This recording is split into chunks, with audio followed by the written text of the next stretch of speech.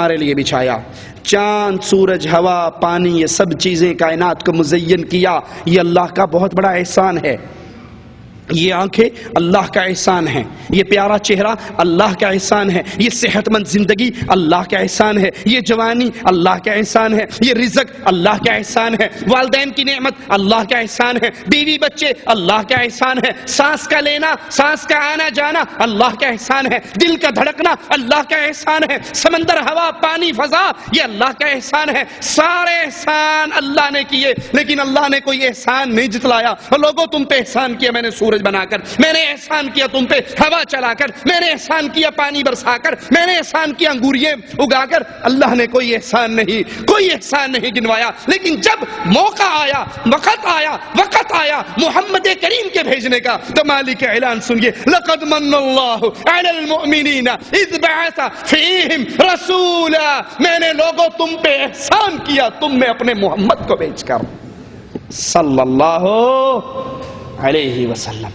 میرے رب کا بہت بڑا احسان، اور مجھے کہنے دیجئے انسانیت پہ میرے رب کے احسانوں میں سے عظیم احسان ہماری ہدایت کے لیے محمد کریم کا آنا صلی اللہ علیہ وسلم۔ اسی لیے پیارے آقا فرماتے ہیں، ہمارے قائد فرماتے ہیں، ہمارے رہبر فرماتے ہیں، ہمارے امام فرماتے ہیں، ہمارے وہ قائد وہ رہبر جو ہمارے لیے اتنے مہربان، اتنے میٹھے، اتنے درد والے، فرماتے ہیں میں تمہیں پشتوں سے پکڑ کر جہنم سے نکالتا ہوں، تم دامن کو چھڑا کر پھر جہنم میں گرتے ہو۔ جس کا جی چاہتا تھا کوئی دنیا میں کافر نہ بچے، جس کو پتہ لگا تھا یہودی بچے کے مرنے کا، تو اس کے سرہانے پر بھی جا کر بیٹھ گئے تھے اور کہا تھا اے غلام قل لا الہ الا اللہ۔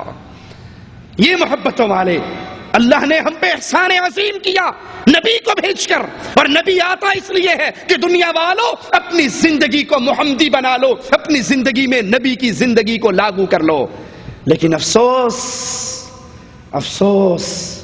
ہمیں پانی کے احسان کی بڑی قدر ہے، ہمیں ہوا کے احسان کی بڑی قدر ہے، ہمیں خوراک کے احسان کی بڑی قدر ہے، ہم نے بھلایا تو عرش والے کے سب سے بڑے احسان محمد کریم کے احسان کو بھلا دیا۔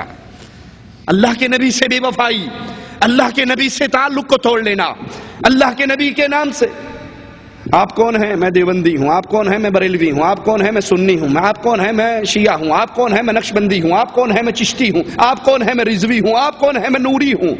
ارے تم میں تو احسان عظیم ہوا تھا محمد کو بھیج کر، تم میں محمدی کوئی بھی نہیں ہے۔ آپ کی نماز فلاں مذہب کی، آپ کی نماز فلاں مذہب کی، آپ کا عقیدہ فلاں مذہب کا، آپ کا شیخ فلاں، آپ کا پیر فلاں، اور اللہ کہہ رہا ہے لوگوں لقد من اللہ علی المؤمنین اذ بعث فیہم رسولا، میرا احسان عظیم تمہارے اوپر کہ میں نے تم میں محمد کو بھیجا صلی اللہ علیہ وسلم۔ پیروں کے نام پہ گروہ بنانے والوں، اماموں کے نام پہ جماعتیں بنانے والوں، مرشدوں کے نام پہ گروہ بندی کرنے والوں، اپنا مذہب الگ کر لینے والوں، حدیث رسول کو سن کر کہنے والوں ہمارے مذہب میں نہیں۔ مذہب تو وہی ہے جو محمد الرسول اللہ لے کر آئے، دین تو وہی ہے جو امام الانبیاء لے کر آئے، شریعت تو وہی ہے جو محمد کریم لے کر آئے صلی اللہ علیہ وسلم۔ نبی کی شان، نبی کا مقام، نبی سے تعلق توڑنے والوں، مقام رسالت پر ملا اور شیخ کو بٹھا دینے والوں، ذرا نبی کی شان پہ غور تو کیا ہوتا۔ حدیث پڑھ کر، حدیث سن کر، حدیث دیکھ کر، صحیح بخاری میں پڑھ کر پھر یہ کہہ کر ٹھوکر مار دینے والوں حدیث تو ٹھیک ہے لیکن جس پیر کی میں نے بیعت کی ہے اس پیر صاحب نے یہ تعلیم نہیں دی، تمہیں تمہارا پیر مبارک، ہمیں بلال کا پیر مبارک صلی اللہ علیہ وسلم۔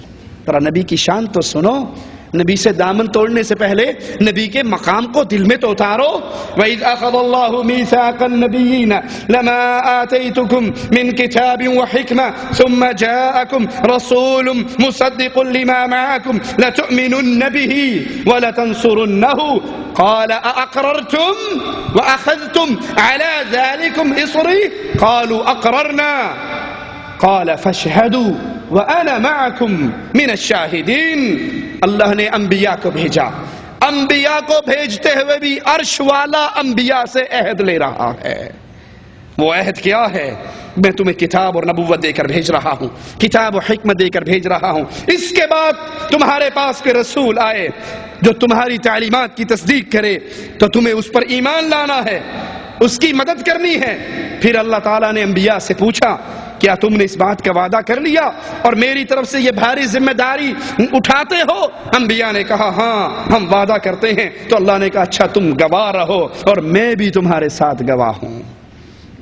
یہ مقام محمد ہے علیہ الصلوۃ والسلام۔ ایک نبی موجود ہے، اگر اس کی موجودگی میں محمد کریم آ جائے تو اللہ اس نبی کو بھی پابند کر رہے ہیں کہ اگر محمد کریم تیری نبوت کے دور میں آ جائے، اب تیری نبوت ختم ہو جائے گی، محمد کی نبوت شروع ہو جائے گی صلی اللہ علیہ وسلم۔ سیدنا کعب فرماتے ہیں میں نے تورات میں لکھا ہوا پایا کہ محمد صلی اللہ علیہ وسلم اللہ کے رسول ہوں گے، نہ تیز مزاج ہوں گے، نہ ترشرو ہوں گے، نہ بازاروں میں شور کرنے والے، نہ برائی کا بدلہ برائی سے دینے والے، بلکہ معاف کرنے والے، درگزر کرنے والے۔ ان کی امت بہت زیادہ اللہ کی حمد و ثنا کرنے والی، ہر جگہ وہ اللہ کی حمد و ثنا کرے گی۔ وہ اونچی جگہ پہ چڑھیں گے تو اللہ اکبر کہیں گے۔ تورات کے اندر میرے نبی کی یہ شان موجود تھی۔ اے نبی کی امت، تم کیوں نبی کریم کی احادیث سے دور ہو گئے؟ تم کیوں نبی کریم کے دامن سے دامن توڑ کر لسوڑی شاہ اور پھسوڑی شاہ کے دامنوں میں پھنس گئے، نوری بوری کے دامن میں پھنس گئے؟ تمہاری شان تو سابقہ کتابوں کے اندر موجود ہے۔ یہ اوپر چڑھیں گے، اونچی جگہ پہ چڑھیں گے، اللہ اکبر کہا کریں گے، اللہ کی حمد و ثنا کریں گے۔ ان کی تہبد سنیے گا آپ کی یہ صفت تورات کے اندر، ان کی چادر، ان کا کپڑا، ان کی تہبد ان کی پنڈلیوں تک اٹھی ہوئی ہوگی۔ اپنی پینٹ، اپنی شلوار، اپنی ثوب، اپنی تہبد کو ٹخنوں سے نیچے کرنے والوں، اور پھر سمجھنے والوں خیر صلی اللہ علیہ وسلم کپڑا اوپر ہو یا نیچے ہو اس سے کیا فرق پڑتا ہے؟ سابقہ کتابوں کے اندر بھی تمہاری یہ صفت موجود ہے کہ تمہارا کپڑا تمہاری پنڈلیوں پر ہوگا۔ اپنے اعضاء کا وضو کرنے والے، اپنے اعضاء کو اچھی طرح دھونے والے، نماز اور قتال کے لیے ویسے ہی صف بندی، جیسے نماز کی صف بندی ویسے قتال کی صف بندی۔ ان کا مؤذن کھلی فضا میں اذان دے گا، آدھی رات کے وقت ان کے اذکار کی آواز شہد کی مکھیوں کی طرح آہستہ ہوگی۔ اس رسول کی جائے پیدائش مکہ ہوگی، جائے ہجرت طابہ یعنی مدینہ منورہ ہوگی، اس کی حکومت کی سرحد شام تک پہنچے گی، اور اللہ کے نبی صلی اللہ علیہ وسلم نے جو تبوک کا سفر کیا وہ ملک شام تک اس کی سرحد پہنچتی تھی۔ امام الانبیاء علیہ الصلوۃ والسلام، ہم کیوں کہتے ہیں کہ ہمارے نبی امام اعظم ہیں؟ ہم کیوں کہتے ہیں کہ ہم محمد کریم کے علاوہ کسی کو قائد اعظم نہیں مانتے؟ کوئی قائد ہو سکتا ہے، قائد اعظم نہیں ہو سکتا۔ کوئی امام ہو سکتا ہے، امام اعظم نہیں ہو سکتا۔ کوئی رہبر ہو سکتا ہے، رہبر اعظم صرف محمد رسول اللہ صلی اللہ علیہ وسلم۔ ہم یہ کیوں کہتے ہیں؟ کیا جذبات میں کہتے ہیں؟ کیا اپنے پاس سے کہتے ہیں؟ نہیں، آئیے سیدنا ابو ذر کی روایت سنتے ہیں۔ وہ فرماتے ہیں ہم نے رسول اللہ صلی اللہ علیہ وسلم سے پوچھا آپ کو کیسے پتا چلا کہ آپ نبی ہیں؟ کون پوچھ رہا ہے؟ ابو ذر نبی کریم سے، آپ کو کیسے پتا چلا کہ آپ نبی ہیں؟ یہ کہنے والوں، نبی صلی اللہ علیہ وسلم کو علم غیب تھا، ما کان وما یکون کی خبر تھی، جو ہو گیا جو ہونا سب نبی کو پتا تھا۔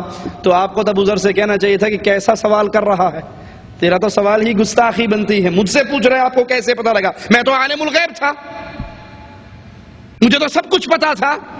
پوچھا اللہ کے نبی آپ کو کیسے پتا لگا کہ آپ نبی ہیں؟ تو آپ نے فرمایا جب تک مجھے آگاہ نہیں کیا گیا مجھے اس کا علم نہیں تھا۔ جب تک اللہ نے مجھے اس بارے میں آگاہ نہیں کیا مجھے اس کا علم نہیں تھا۔